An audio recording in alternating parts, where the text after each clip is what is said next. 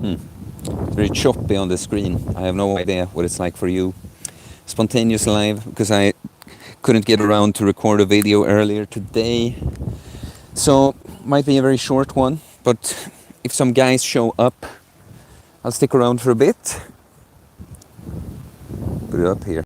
I don't really have much to talk about if no one shows. I mean, if someone doesn't trigger me into talking about something.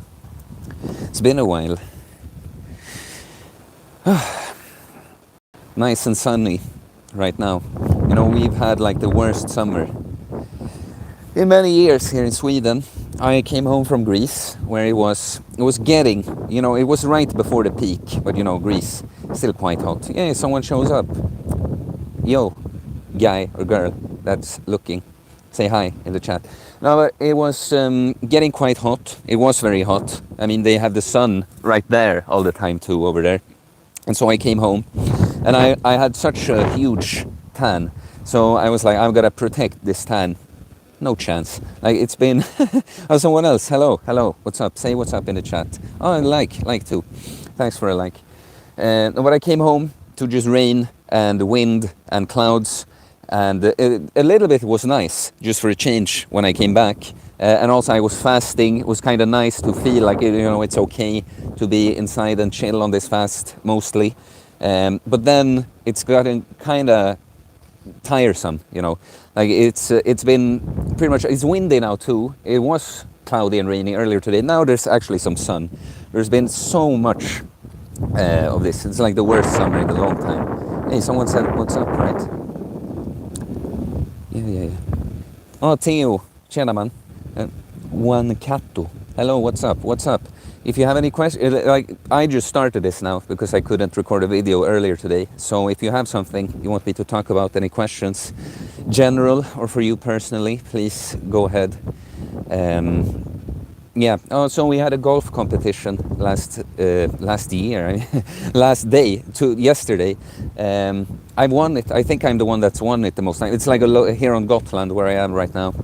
It's like for the people that are like kind of a gang here. I think we're up to, like, how many were we this year? Like maybe 18. I think we've been 30 at most. I think I'm the one that's won it the most times. But yesterday it was raining like hell at the start of the round. I felt like I had a very, very, very poor round, but I somehow finished fourth and took home this like dartboard as a prize. So that was cool. 5 people.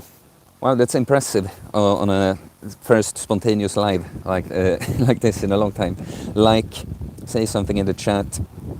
No, but it's good to be here, even with pretty poor weather. I have just the best living situation. You know, so there's a lot of people I know that live in the same building or different apartments, but I'm not actually living in an apartment. I'm living in the basement. I have my little like cellar, quite literally. It gets very dark, it gets cold, so optimal for sleep. Not that I sleep well here, because I am kind of forced to stay up a bit later, and people run around, but you know, other than that, it's perfect sleeping conditions. I'm sleeping wall to wall with the sauna, so you know, I have the sauna right next to me. I open the door and there's the sea, and the actual sea, not just a lake, and the grass. And so the sunrise is just beautiful there. Not that I've seen many this week here, this year. But yeah, no, it's been a good time. Let's see. One Kato. Is it cold where you are now? No, it's not that cold, because now the sun is shining. It's a little bit windy. No, it's not that it's so cold right now. It's just not hot, because it's not sunny. When it rains and it's windy at the same time, then it gets kind of cold like that. But like in the air, it's not too cold. You see, can see if I can see it without like. You should be able to. I think it's gonna say that I can't go out and see it now. They should have it so you can minimize the window when you're live. But guys, there's 6 of you. So engage a little bit here. Like, because, you know, I just did this, I just figured. I was like, oh yeah, I'm not going to get around to record a video today. I'll go live here a little bit. But I don't really have anything. like specific I want to talk about right now. So I think you should help me with that. Do you see this? I don't know if you can tell, but this is it. We never get like just pure sunny days now. It's like a nice day like this, then it's like cloudy, sunny, cloudy, sunny, cloudy, sunny, and windy still. I probably would have gone live more with better weather, because last summer I did a lot of those. You know, I did like these training streams. They were pretty cool when I was actually training in between sets, talking to the chat. I could do that in the little gym in the building I live in at home, but it's much more people use it now.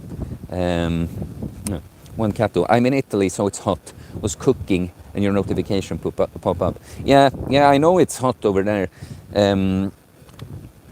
Like, is it that hot that they're talking? It's a big thing now. Like, they say in the media all the time, oh, this huge heat wave, oh, it's crazy. And then you see some people like, oh, it's quite fine. But I know, yeah, I was going to say that. I came home to this shit weather in Sweden, but it literally, in Greece, like, in the place I was staying, Saronida, south of Athens, this small town, you know, there's been fires, and so I know people there, of course, now, and they sent me pictures, like literally 200 meters from where I was staying. Stuff was just burnt to the ground. Kind of crazy. So I left at the right moment. Guess I shouldn't complain. I mean, at least we don't have any fires here. Oh yeah, that's right. I can put on cool filters and stuff. Dance party, it says. Cool filters. It's bullshit. Go with a normal one. Oh, I almost accidentally closed the stream. It's not going to be a long one though, if someone doesn't talk more to me. No, but you know, like I said, I have good sleeping conditions in this basement. Really, it's just that, you know, you're social, and then there's people running around in the house. But yeah, so I'm quite kind of, you know, accumulated sleep deficit. So I went to train today, and my body just felt so poor, you know, like uncoordinated and weak. And so what I like to do then is to not skip training altogether, but kind of keep it a little playful. Like not feel like there's any exercise that I usually do that I must do, that I feel just, you know, less coordinated in. You like choose more stable exercises, and then just lower the weight and do a little bit higher reps, because of course you have to brace more with higher weights and that, and you just feel a little weak. Work out well. So I, you know, just get a pump going more, which is good. You can get stronger and build muscle from that too. But yeah, get a little sweat going. It's fun because my friend booked a holiday there and he went anyway. I believe where he stays, it's not near the fire, but not far either. He was afraid that they would cancel flights. Yeah, I know people that went there now too, but I think they also, you know, it wasn't any fires around there. It happens every other year or so in Greece, and I know people there that are like mad at the government because they never do it. Like there are things they could do to not maybe prevent fires, but, you know, be ready to deal with them as they come, and they don't. Typical. People are more skeptical against the government in Greece than here. Like, you know, in Sweden, even people who think they are skeptical of the government and stuff, they are more, you know, it's like people that are critical against the media, but they still kind of base their worldview on the media's reporting. Yeah, that's one thing. You can tell in Greece, like a country like Sweden, we've had peace for so long, and people just kind of take that everything is nice and good for granted somehow. And there's been less of that, like, you know, more recently there's been not peace in Greece, so they are a little bit more on guard, you know. You know what I like there? They have more of a connection to the culture. I feel like in Sweden, people, Yeah, like in Greece, people will, most Greeks you talk to, they will, or like most, but many will enthusiastically tell you about like some Greek history or like words. They'll tell you, it stems from this word, that means this, and da da da da da. And I just like that. They have more, because you know, it's something I feel is missing here. It's not as much that kind of, you know, bind the people together like that. But it's, I always, when I talk about Sweden, I've always lived in Stockholm, so I probably judge it a bit on that. Like, I know people that I talk to, I didn't stay in Athens, and it seems like it's sometimes just a big city thing too. People lose their identity in the big cities. 7 people. You stick around for this. I feel I am not saying anything really interesting, but you can say something, trigger me to say something interesting. You could like the stream as well, and you can ask me, you could ask me something. Do you see this? I don't know how obvious it is on the camera, but it goes in and out the sun, in the clouds. One capital. What's life in Sweden? This with a chat, it goes in and out. Can I remove these filters? Okay, good. What's the life in Sweden or Nord Europe in general compared to other places? Do you actually live better and nicer in general, or do you have serious problems also? And it's a good question. Like, okay, that's, I was gonna say that actually, like going away, living somewhere else for a longer time, it's good. I wanted to try that in general. Like, I've traveled quite a bit. I just never lived anywhere else for a longer time like that. But not only do you get to experience that, it kind of highlights what you like about the place you're from, like Sweden. So one thing I'll say about Sweden is that just things in general are high quality, you know, like grocery stores. Like, I would say that's one of the things that's pretty good in Greece, but like gyms, for instance, like a mediocre gym in Sweden is going to be better than most gyms in Greece, for instance. Like, and we complain a lot about our like public transport, but still, compared to a place like Greece, it's so much better. So yeah, I would say like material things, we generally, there's a very high standard in Sweden. Then there's a lot of issues like sometimes it's kind of crazy, like, because there is a lot of issues and people are upset about a lot of things, and I kind of always kind of like, wow, how good could we have it if we dealt with the actual problems we have, you know, the whole immigration situations and stuff. There was some kind, I don't follow the news much, you shouldn't really. There was some kind of how do you say that, like some kind of violent demonstration from, how do you say that country in English? Eritrea. I don't know how you say that in English, but there was something like that going on recently, like, and it's very segregated, you know. The areas, the many words I'm missing in English right now, but you know, like not the cities, but outside the suburbs. There can be a lot of issues there. It's very segregated. So I think sometimes, when you live in certain places in Sweden, you don't really see all the problems we have, and some really see them.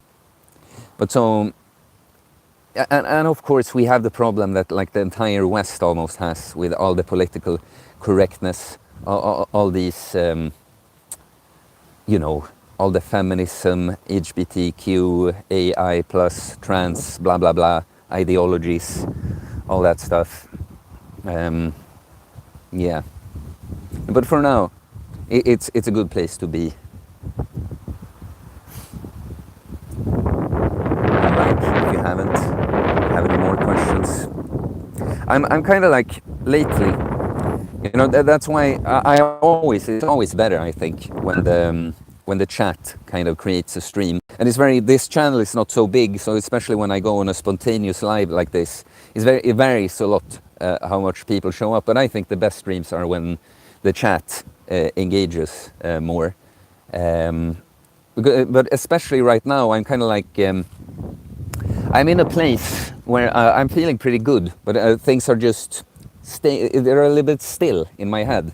And it's one thing when you record a video, because then I take the opportunity when something hits me, right?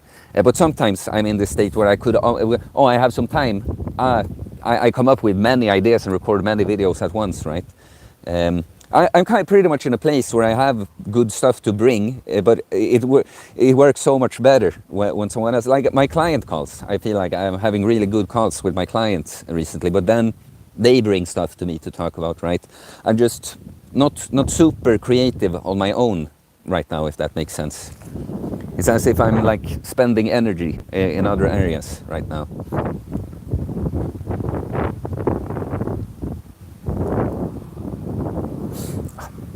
Like there are new features with the live stream and these prompts everywhere on the screen.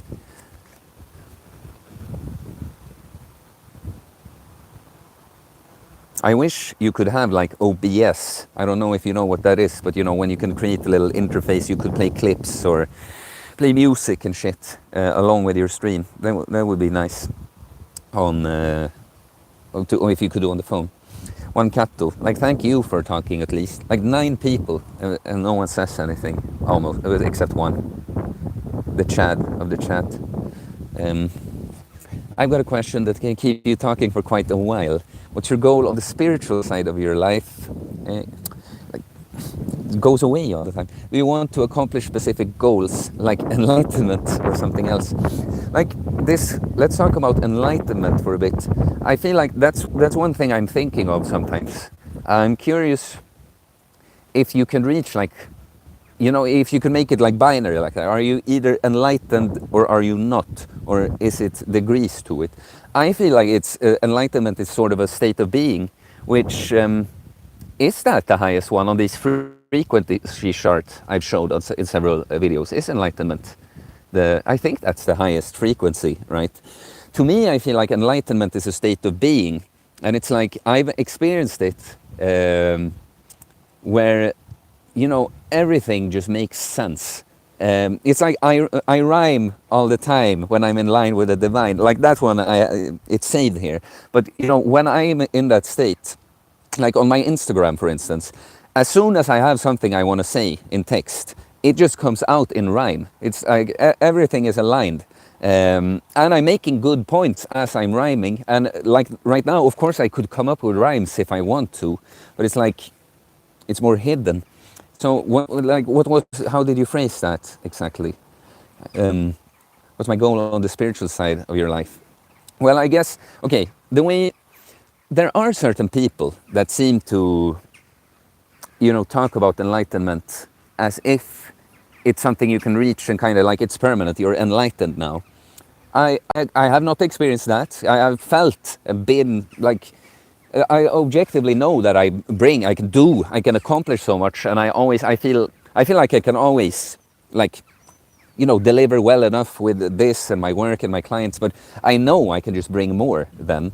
But I have gone in and out of this state, so to me, I don't know if it's like a permanent state of being you can accomplish. But of course, I want to become closer and closer to that.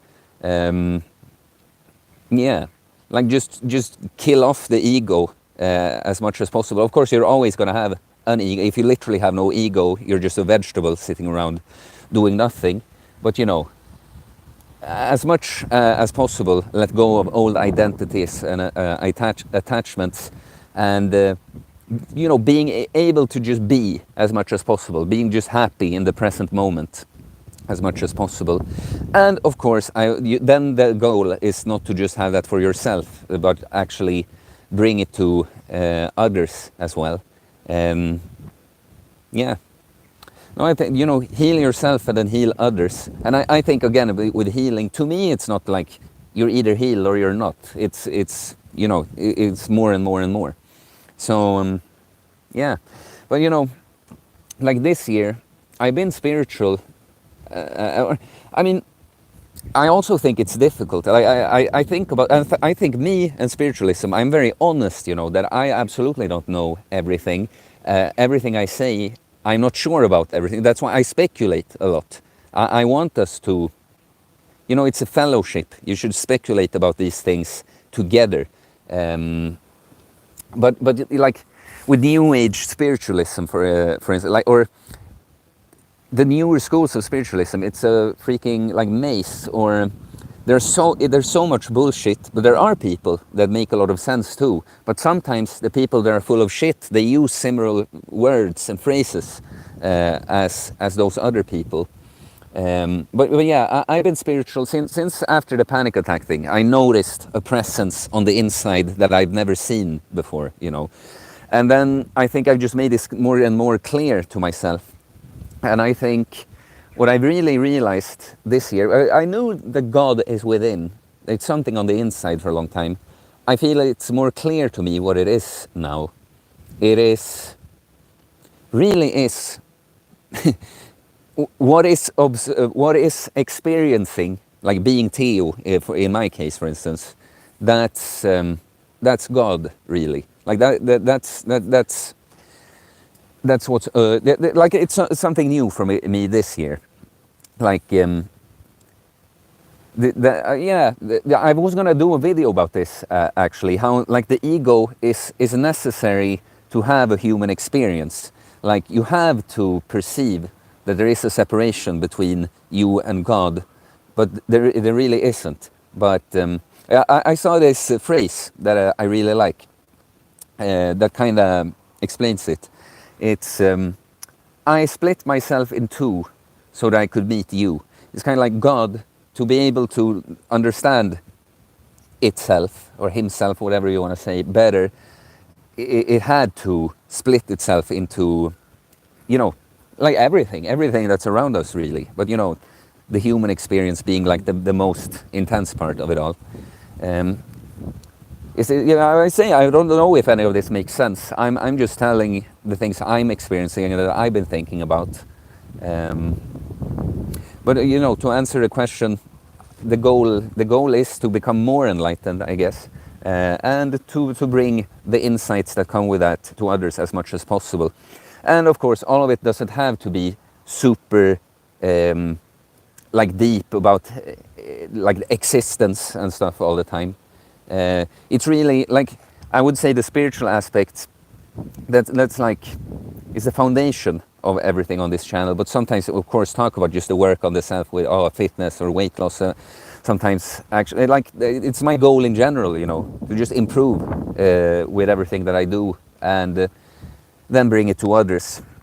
You know, that's what I felt back in the day when I started all of this. I was, you know, because life, I've learned since then, life is still gonna have its ups and downs, you know, but I was experiencing so much bliss for a long time, and what I was doing was working so well for me, and it still is, but it was more new to me then. And I remember feeling just like, this would be such a waste, why just keep this for me, you know? And that's why I started doing this. Like, more people need this, you know. Still a one-man show in the chat. I mean, I'll go on a walk for a little bit. I just don't like when I move the camera, it looks very choppy. One cat though. Yeah, ego is basically what separates us and universe, and enlightenment or awakening is just an increase. Why does the chat always go away? Increase of your consciousness, so in the end you merge into universe, so basically everything is one. Yes. Yeah. It's kind of crazy, you know. So every technique out there or random shit is just about increasing your awareness or consciousness so you can recognize more. Yeah, exactly. And I feel this is something that, you know, because I never want to just think that I know everything, but it annoys me sometimes. You know, there's a lot of Christians that have to like, they diss other religions so much. And to me, I've met people like that follow different religions that I feel like, why would we really, at the core, we have the same beliefs, you know? I feel like, I heard someone say it, and I think it's pretty good.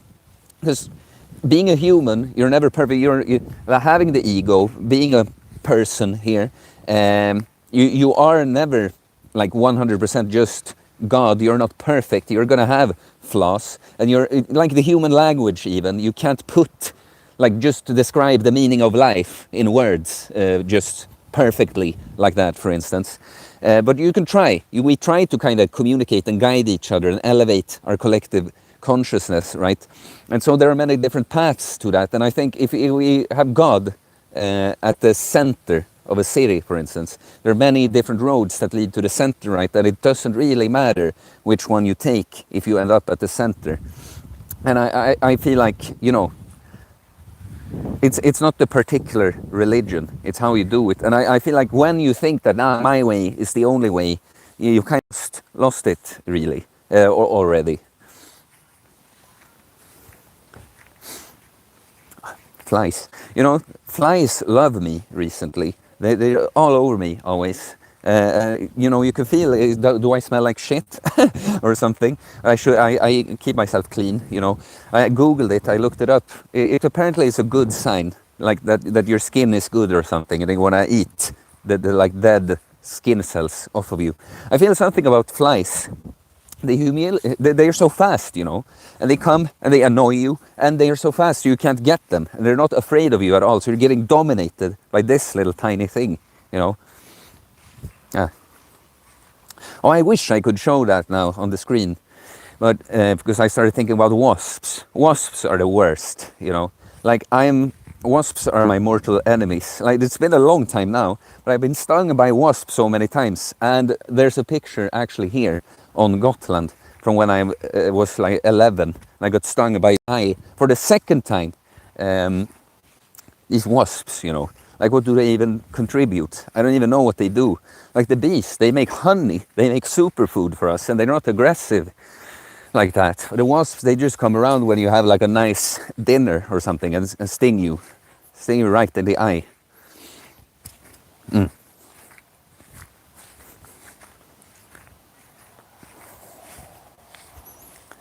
I guess it's just you and me today, one catto. There are a lot of people in the background, but well, I'll start walking home, and if you don't talk anymore to me, I'll just go. Simon Polly, hi. What's the best way to start snake diet? You gotta bring a little bit more like that. Like, start it. Like, where are you right now? Like, what's your weight? What's your goal? Like, start it, because oh, Big Game James. In a while. Hey, bro. Hey, the bro. Hey, man, what's up? No, but the snake diet, like, just generally, hey, Theo, bro. I like the bro. Just the bro. Fly. Like I say. Yeah. Simon Pola. I started... flies. I started 24-hour fast yesterday. Feeling good already. Yeah. To me, like, I would, if I had to recommend, like, I think I started the very first fast I did was a 5-day fast, and a lot of people have laughed at that, because to me it was just like, you know, I feel like if I want to try a fast, I want to try it for real. And so when I got into that, I just you know, from the little research I did, like, okay, 5 days should be a challenge, but it shouldn't kill me, you know. So that's what I started with. But what I would recommend for most people is like a 3-day fast, like up to 72 hours. Because it's like the shortest fast with the biggest, like, return on investment, biggest bang for your buck of that. And if it's too much for you, if you just can't handle it, of course, you decrease that first and then work your way up. But, you know, the best way to start a snake diet, like you said, it depends entirely on who you are and what you want to get out of it. So yeah, like, first is, of course, just try a fast. I would say to most, try the 72-hour fast. If it's too much to you, for you, try a shorter, then work your way up. And then of course, I'm not a fan of being too aggressive with the fasting, because I think most people that manage to get some kind of result being very aggressive with the fast, it's like with anything, when you're too aggressive, you kind of implode. It's very... I remember this one guy I had in the chat once that talked about all these different times he'd lost weight with super aggressive fasting routines, but, you know, there's a reason he had so many stories. It's because he did it too aggressive. It was not sustainable. It was not permanent. So, you know, I'm a fan of the weekly 60-hour fast. Is my favorite to also work on building good habits with training and eating, like in a healthy way on the other days. And then throw in what I like to call a hammer fast. Like I have a client, kind of a new client, but we've been in touch before. And he is on a routine like that, 60-hour fast. And he now suggested himself to do hammer fast, a longer fast. Because I like longer fasts. I prefer throwing in a longer fast here and there rather than like chaining a bunch of fasts like that. I did a very similar thing last year when I was cutting, because I'm more fit and I am in control and I different goals.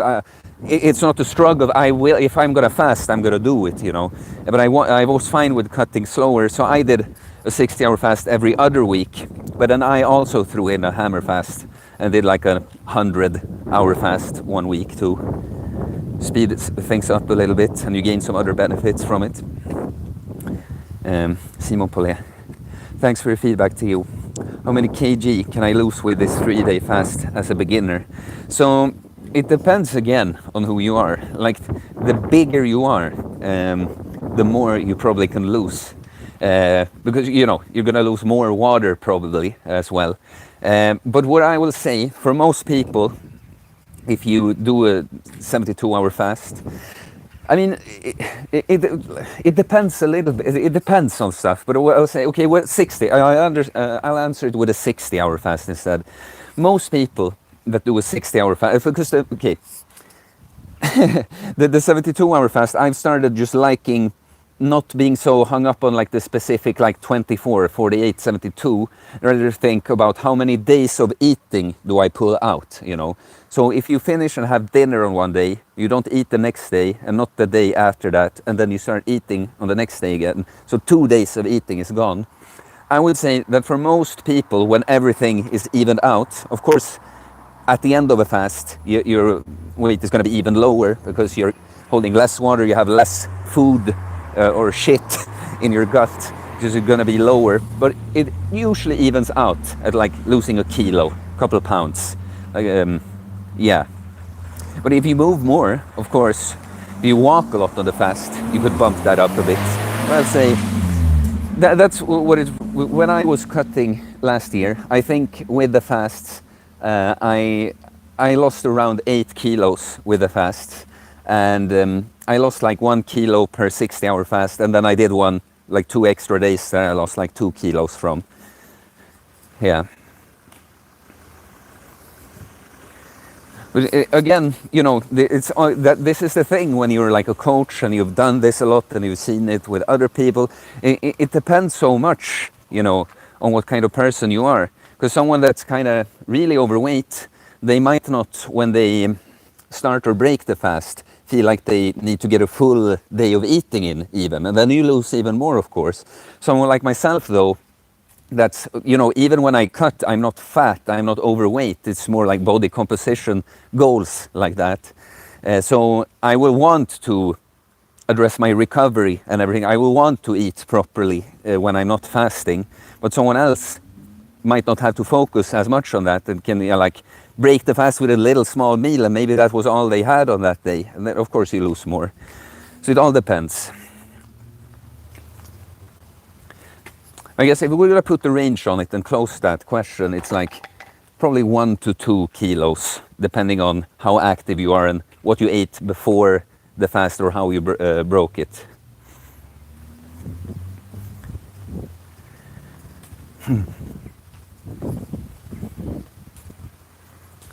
Simon Paulet again. Very nice, thanks. I was doing a normal calorie deficit, lost 20 pounds. But I am on a plateau. The reason why I want to start the snake diet. And so, how tall are you and what do you weigh now? And what's your status with training? Like, do you lift? Do you have some muscle? One cato. Is it wise to enter keto before fasting? For example, when I'm about to fast 2 to 3 days before I go keto. So, wise. Like, it's going to make it easier. It could make it easier for me personally, I've noticed that it doesn't, if I go into a fast from having eaten carbs, at this point I feel like I've adapted. It doesn't make too big of a difference. But it's one of those, it's kind of like talking about the ways to prevent muscle loss on a fast. So like, you're probably not going to lose. You don't really, like, but if you want to do something to really ensure it, then maybe do one set training, like just stimulate the muscles without breaking down, sending that signals to the body like, look, we're using the muscles, please don't catabolize them. It's a similar thing. Like if you go from keto, like, yeah, it might make things a little bit easier for you, but someone that struggles a lot with fasting, it's not going to make a huge difference to, eat keto before the fast. And for someone who doesn't struggle as like myself with fasting, it doesn't really make that big of a difference. But I'll say this, I usually do though. Like if I have a weekly fast like that, on the couple last days before starting the fast, I don't eat keto necessarily, but I'm like, I don't have to push the carbs now because I'm not preparing for days of working out here or anything. I'm going to fast. It's not something I think it matters too much, but of course, it wouldn't make sense to push the carbs up. I'll say that much. Like, of course, it could help a little bit. But you said something more, right? Yeah, okay, 2 to 3 days. But yeah, exactly. Like, I do kind of the similar thing, just not necessarily even keto, just lower carbs. Elia Ward, do you drink snake juice on the 60-hour fast? I do. But like the snake juice, I've been thinking about it a lot, and it does help, but the thing is, without carbohydrates, you just can't hold on to those. You can't get the electrolytes as well. Like, I tried those sun soda fast, right, last summer. I've been drinking sun soda now, by the way, like sometimes in the days when I'm working out. So that, for if you don't know, it's 50-50 orange juice and coconut water. And then I bomb. I always take the salt and then drink, like a regular sea salt. And yeah, then you really, you're going to rehydrate a lot and you're going to get those electrolytes. Without the carbohydrates, I feel like it helps just more, it passes more through you, but it's going to help a little bit. But I will always do it because why not, I like salts. Like I drink, I don't really mix snake juice for myself, but I take salt, like every morning I start with taking salts with a glass of water. When I've been working out, I take salts with water. So I will do this on a fast as well. In Greece, I think I did a fast where I didn't really take any salts because I hadn't found the salts there yet. I mean, I had sea salt. But yeah, no, I take the salts, but it's not even just when fasting. I word sun soda, exactly. Sun soda. Simon på det. I do indeed weights, and after my fast, I do also keto. I did keto in the past, but then regained it with eating too much carbs after. Okay, but I wanted to know, what you weigh now, and your height, like your status right now. Eating too much carbs after, it's really fat is what makes you fat the most. But I guess the carbs can help, like, trigger you into eating too much. Then, of course, if you just drink liters and liters of soda or something, of course you're going to get fat. Gabriel E. Hi, Theo. I just started recently on self-improvement, and I wanted to ask what's the training should I do to improve on rhetoric, on speaking in general to many people? Well, you just speak. That's the thing. I think if you watch my channel and you go back, you're going to see, like, I've always had sort of a natural talent for speaking, but I was I did get much more nervous in the past around it than that, and that's something you just gotta have to face. And sometimes also when there's something new, like talking to a camera or something, you're even if you're not nervous and stuff, it's just weird. Like now I have you, now I know there's people watching and stuff, like live, it makes it a little different, but I'm still looking at a phone here talking. It's something to get used to. So just like anything, it's kind of like if you're completely new to the gym as well, you don't have to think too much. Like we're talking about, you literally never went to the gym. You don't have to think too much about what you're doing. It's kind of like just try a squat, just try a bench press, just try some rowing machine, just try a lat pull or whatever. You know, like just doing something. Eventually you're gonna notice, oh, this works this, oh, I like this one, oh, I don't like this one as much, you know. Like when you're completely new to something, it's just kind of just do it. And like with a thing like speaking, I think there isn't all that much more to it, really. It's like that could be, I don't know, it's just something to do. Like I'll say this, I wanted to do something like this in the past, because like naturally when I'm just in a group with people and it just kind of happens that I talk and I'm excited, like I often got in it, like people like to listen to me talk and I was good at it. But when I was gonna do something very, like you're gonna hold a speech, you're gonna stand in front of an audience to do that, I got so very, very nervous. And I also was looking for ways like, oh, how do I get over that, you know? But the only way, like I know now, because when I went through the panic attack thing, that made everything kind of feel like that situation. And I know now that what I should have done is just like, okay, I have to expose myself to this, and I'm feeling like I'm freaking out. Like teach my nervous system that it's not a threat. Of course, you didn't really say that you get nervous or anything. You said rhetoric on speaking in general to many people. Like that, I mean, I guess stuff also, like, of course, like just reading, like just watching other speakers you think are good. You're gonna, you know, pick up words, just vocabulary, just ways to phrase sentences, because of course rhetoric, when you're talking, it's not only about nice language. It's like your tempo, your rhythm, your tone of voice and stuff like that. It's really, of course, you can look for inspiration in other people, but then it's just really just do it. Just do it and improve it. Yeah, go watch old videos of mine and see newer ones. And I know myself now that, for instance, when I'm not in my like best mood, when I'm not like just naturally excited to record a video, just because I've done this more, I still speak. I've done videos where I felt like I wasn't really in the zone, and then someone literally comments like, "Oh, Theo, you've grown so much. You have such much better flow than earlier or something." So, yeah, you should get mileage with it. Watch other speakers, read books. Sansola. Simon Paulet, I'm at 97 kg right now. My length is 1 meter 90 centimeters. I think I'm around 20% body fat. Okay, so you're probably 25% body fat, because everyone thinks they're lower than they are. Like people think I'm single digits when I think I'm like 12, 13. But okay, like in that spot where you're at, there's so many things you can do.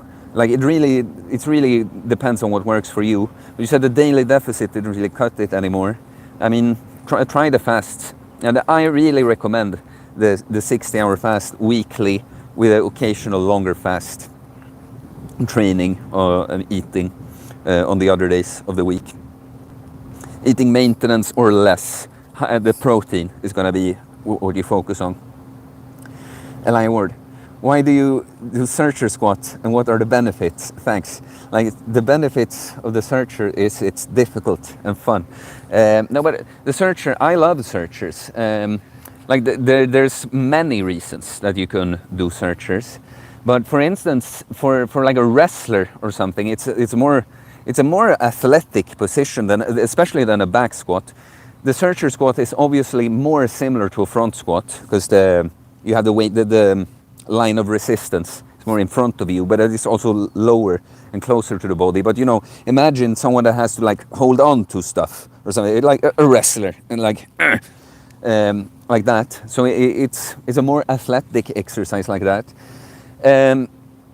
But a part of it is also kind of that it is, I started it definitely because I just thought that looks fun. That looks like no one, when you see someone lifting weights in their elbow crooks, like you're just like, why? Like, but so a part of it is just kind of fun and challenging. I like to have that aspect in a training practice. It's kind of fun when you get generally strong, when you take on something new, like if you take on a searcher, you're going to be able to move decent weights on it.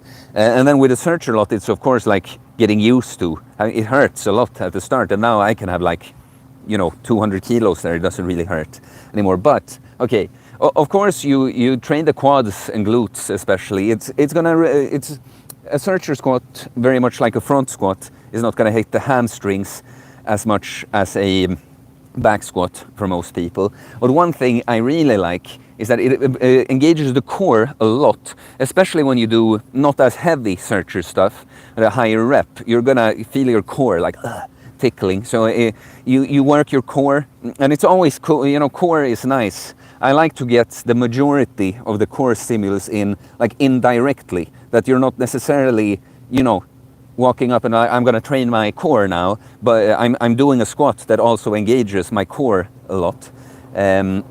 But also it engages like the upper back a lot. And for my physique, like my back, I think is really my strong point. And the traps and upper back, those are just muscles that can tolerate a lot of stimulus. And so if you, for instance, you do your pulling work too, like horizontal and vertical pulling motions, it's a nice different kind of stimulus to just work it isometrically, like the big stretch from having the weight in the searcher position, and just those muscles are just gonna keep your posture good, right? So what I like is again that you indirectly work the upper back a lot. I'm not going to say that it's just from searchers, but I have pretty good traps, and I don't really do anything. I don't do shrugs. I don't do much when I'm like, oh, I'm going to train my traps now. But I like to have variations like this in they hit the core and upper back when you do searcher stuff. If you do searcher, you stimulate the core and upper back pretty much always. But so for myself, searchers are something I don't really like program regularly. It's something I will like, today I'm going to do some searchers. Or I'm going to hit like at least one heavy searcher squat single or something before I go to my other squat, something like that. Big game, James. Theo, do you take vitamins daily? I started taking magnesium, vitamin C and potassium this past year, and I've been feeling better. Less inflammation and cramps, especially after leg workouts. I don't really take vitamins. I do take magnesium. I take boron. I take creatine. I take glycine, it's amino acid. I took ashwagandha recently. I never tried it before. I can't say that I'm noticing anything from it yet. But I don't really like the way I view it. You should have a diet that addresses most of your micronutrient needs. But then, for instance, boron, I could be eating dates or something. I think they have boron in them. But so if you address a little thing here and there like that with a vitamin, that can be fine. But try to address it through your diet as much as possible, of course. Magnesium, I think, it's one of the more difficult ones to just get enough through diet. So magnesium is one of the vitamins or minerals I like to supplement with. But I don't. My view is kind of like make it so that you have to take as little as possible. It's a supplement. It's not what you lean on mainly, right? But then, if you have a few, why not? Simon Pollet, big thanks. I'll try it for sure. Smiley. Ally Award. Time to get strong elbow crooks. I appreciate your advice. Thank you, man. And that, by the way, if it's going to say something more about the searcher, it is, for the difficult and it's fun to challenge yourself. I think, we're so comfortable these days. Like even when you're training, like, oh no, I wouldn't want to have it in my elbows, but it's kind of like, yeah, it's more uncomfortable in my elbows. That's why I do it. That's part of it too. So embrace the searcher. Like I said, it's not necessarily something you have to have in your program or that, but do it every once in a while. But thanks, Elia, I appreciate that. One Cato. have you ever done any posture or functional work to improve your training performance and health? I'm actually doing that right now. Like, first of all, a couple of years ago, I hired my friend who at that time was a mobility coach. I mean, he of course has the knowledge still, but it's just not what he does mainly as a profession now. But so I focused on mobility, like just generally, to address some weaknesses, and that would, improve my performance so that I can perform better with my other training. And the thing is, since then, I learned a lot from those months when I focused more on that. And I kind of, it has influenced my approach to training, or my like philosophy or my style, I guess. So now a lot of my training, I'm going to do when I'm coming home, I'm planning on doing some more like structured presentation forms. I really want to, because like we talked about spirituality and stuff earlier on this stream, and I want to have this holistic view, but I do love the training part. Is I have a lot of fun with, and I think my style, I love doing my style. I love what it does for me, and it would be cool to bring to more people. So since I did more like mobility and functional work, it has influenced it so that I never was someone that did like really short range of motion and stuff, like exercise and that, but I've noticed that people tend to think of it like you said now. Do you do any like functional training or work to improve your other training? It's not necessarily either or. There is something in between. Like for instance, if you do very deep dips, that's mobility. You're gonna increase your shoulder extension. You're gonna strengthen the shoulder joint. Like if you work into, like some people with really, poor shoulders, probably shouldn't start out doing like, maybe they should do assisted deep dips. But for instance, then you can get stronger, build muscle, and get better shoulder mobility. And so that's something I make my training, I like the aesthetics. I like to be a bodybuilder, but I want it to be a byproduct of improving my strength, but functionality and mobility as well, right? So I just, as much as possible, I try to hit all of this within my regular training. But right now, I actually, I've had this issue with my hip for a while. It's just, again, I realized that's just where I feel the most pain, that's where I feel the most limited, but it's really a postural problem. So right now I do some pretty like pure rehab stuff. It focuses on breathing, activating sleeping muscles, but even more so deactivating overactive muscles.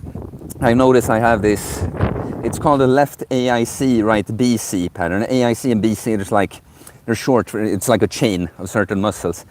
So what it basically means is that we're supposed to be a little bit dominant on one side, but it basically means that your body is almost stuck on the right side.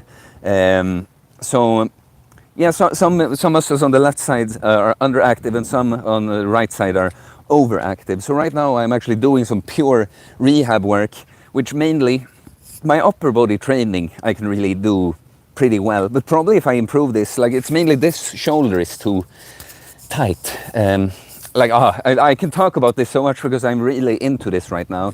Probably not very interesting for everyone, but all that work is very purely to like fix this. Like it will improve my quality of life. Because my hip especially just sometimes doesn't feel all that good, But it will, especially my leg training. If I can really sort out this issue, is gonna.